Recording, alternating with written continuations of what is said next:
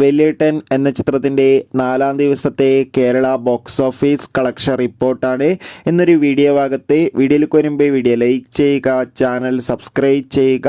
November മാസം ധാരാളം ചിത്രങ്ങൾ OTT റിലീസ് ചെയ്യുന്നുണ്ട്. ചാനൽ ഭാഗം പരിശോധിച്ചാൽ നിങ്ങൾക്ക് കാണാൻ വേണ്ടി സാധിക്കുന്നതായിരിക്കും.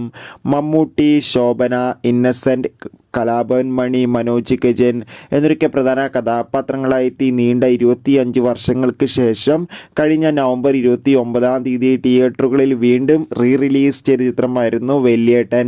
ചിത്രത്തിന് ഇപ്പോഴും നല്ല മികച്ച പോസിറ്റീവ് റെസ്പോൺസ് തന്നെയാണ് വന്നുകൊണ്ടിരിക്കുന്നത്. ഏവരുമേറെ ആകാംക്ഷയോടെയാണ് ചിത്രത്തിൻ്റെ കളക്ഷൻ റിപ്പോർട്ട് അറിയാൻ വേണ്ടി കാത്തിരിക്കുന്നത്. ഫൈനലി ചിത്രത്തിൻ്റെ 4-ാം ദിവസത്തെ കേരള കളക്ഷൻ അപ്ഡേഷൻ ലഭിച്ചിട്ടുണ്ട്.